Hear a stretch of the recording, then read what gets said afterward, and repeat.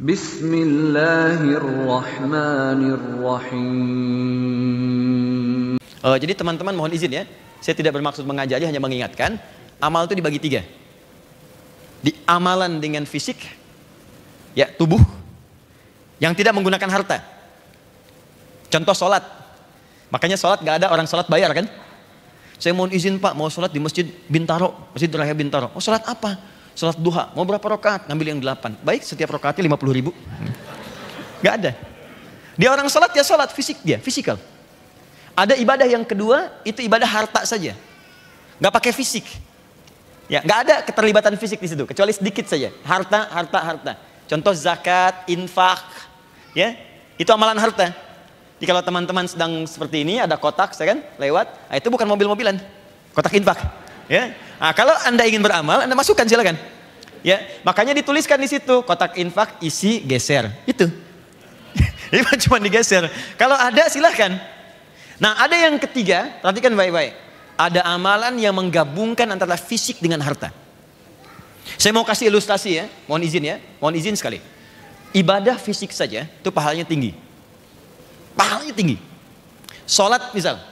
Sholat itu kalau sendirian dikerjakan, bukan di masjid, tidak berjamaah. Paling minimal 10 pahalanya. Paling minimal. Tahu dari mana Ustaz? Quran surah ke-6 ayat 160. Kita perbandingan sedikit. Quran surah 6 Al-An'am ayat 160. Man jaa bil hasanati, siapa yang mampu mengerjakan satu kebaikan yang bernilai pahala. Teman-teman ingat baik-baik, hasanah itu artinya kebaikan yang punya nilai pahala. Di saat dikerjakan, maka pahala dituliskan, itu hasanah namanya.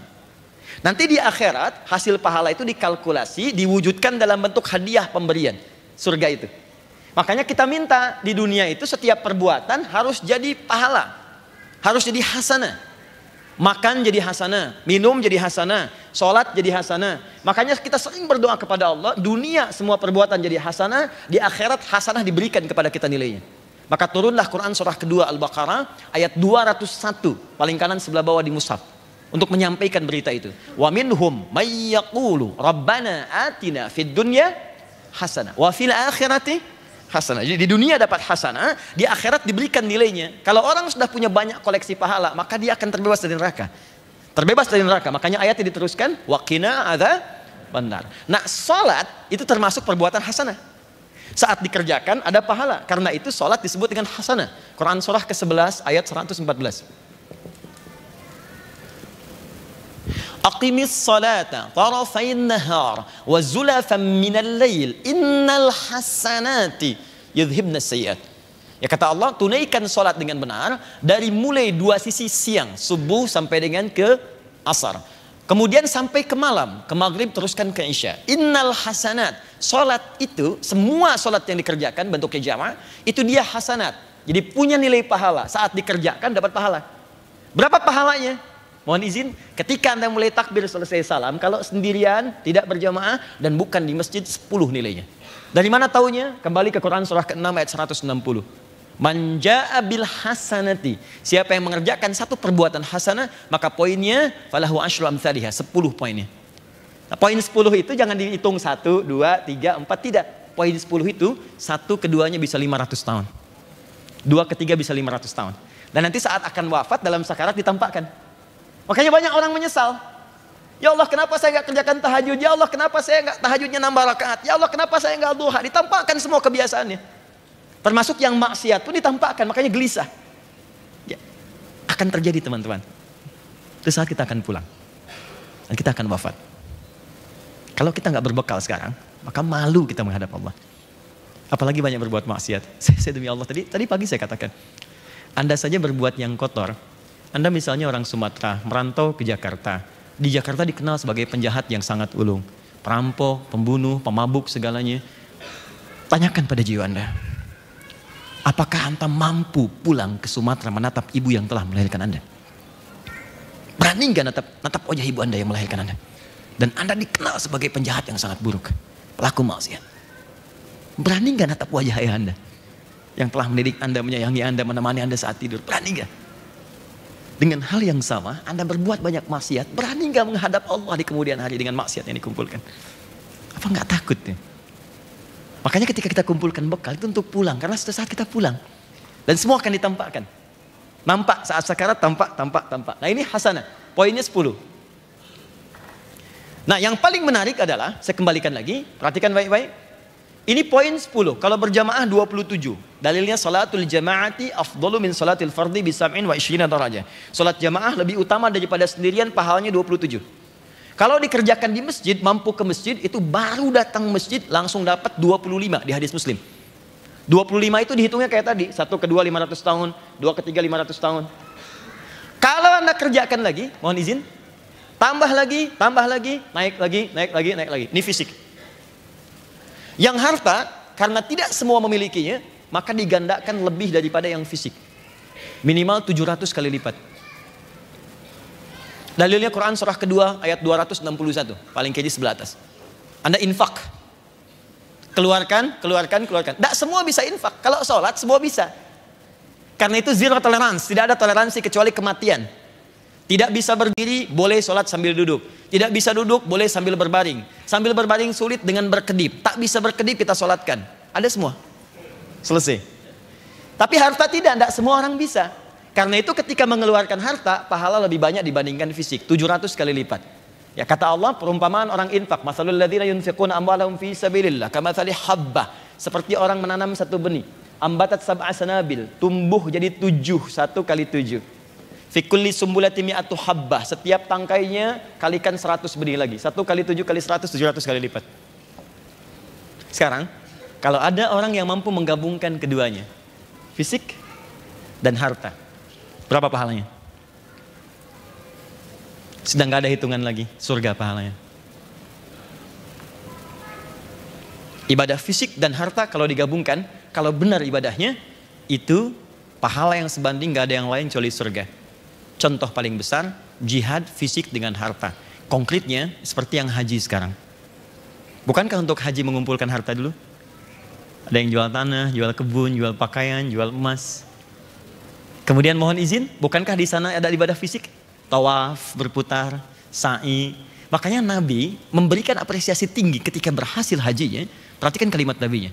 Al-hajjul mabruru laisa lahul jaza' illal jannah.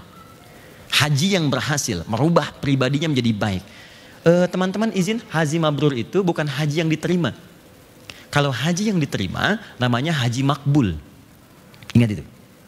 Mabrur dari kata birrun.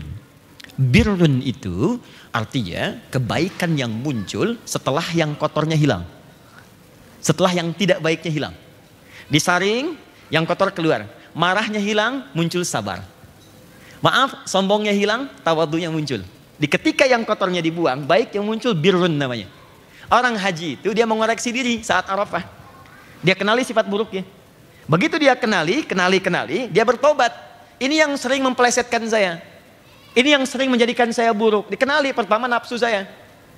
Nafsu ini faktor pertama, bukan karena orang lain. Ketika seseorang berbuat salah, itu bukan faktor eksternal yang pertama. Pertama internal, karena ketidakmampuan mengendalikan nafsu dia.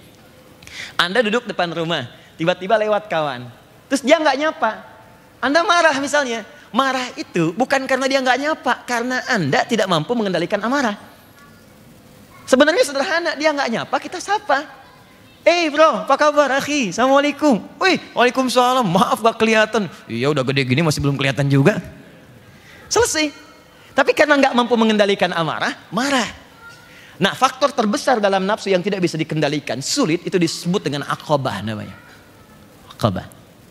Kadang-kadang kita bisa kendalikan, cuma maaf ya, lingkungan terdekat memengaruhi kita berbuat buruk.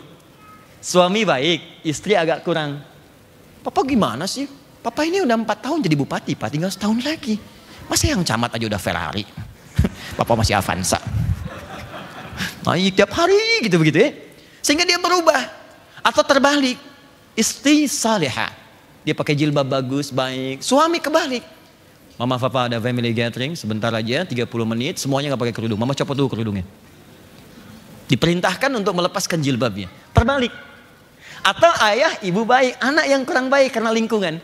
Maka ini pengaruh sekitaran disebut wusta namanya. Wusta. Ada ayah baik, ibu baik, anak baik. Cuman ayah dapat mutasi pekerjaan. Pindah ke kantor, dapat lingkungan yang gak baik. Diajarin cara nyogok, diajarin cara merubah angka, kan? Diajarin manipulasi, diajak ke tempat mulai olahraga bergeser, ya, ada sedikit bumbu maksiatnya. Itu faktor jauh, ula namanya. Walal akhiratu khairul laka minal ula. Jauh dia, kecil nilainya. Maka itu yang sering membuat terpeleset. Dalam bahasa Arab disebut dengan zalafa, zalatil lisan. Zalat dengan zalaf, terpeleset. Kalau terpeleset kencang tambah dal, izdalafa, muzdalifah sifatnya. Ya, pergi kita ke sana, makanya kita lontar tuh, pergi berangkat. Dilontar keburukan itu, bukankah yang dilontar pertama kali orang haji adalah yang aqabah, nafsunya? Makanya orang kalau benar hajinya, saat Arafah dia kenali buruknya. Ada yang berangkat tahun ini? Ya, saya doakan mudah-mudahan insya Allah dimudahkan ya, semua jemaah ya. Yang belum berangkat pun insya Allah dimudahkan untuk berangkat ya. Ya dia cukup dengan amin, nabung ya, disiapkan dari sekarang. Nabung supaya terwujud. Ya. Ah, sekarang lihat sini. Sebelum berangkat catat dulu yang kurang apa, perbaiki semuanya. Jadi nyampe di sana jelas. Dia begitu melontar, tanya. Sebelum melontar tanya, suami tanya istri. Mama aku mungkin banyak salahnya, kurang apa, tunjukkan. Cermin kehidupan kita, catat satu-satu. Begitu sampai Arafah kita sesali, taubat di situ. Istri tanya juga pada suami, papa aku apa kurangnya? Oh banyak mah, tulis aja gitu, tulis. Gak apa-apa, nyampe sana lontar. Bismillah ya Allahu Akbar, lontar. Begitu dilontar, hilanglah jeleknya. Maaf ya, amarah hilang, sombong hilang, riya hilang, tersisa yang baiknya. Nah ketika yang baik ini muncul, birrun namanya. Kalau melekat pada orangnya, maka berubah kata birrun jadi mabrur namanya. Maka muncul istilah haji mabrur. Haji yang bisa merubah pelakunya jadi lebih baik dari sebelumnya.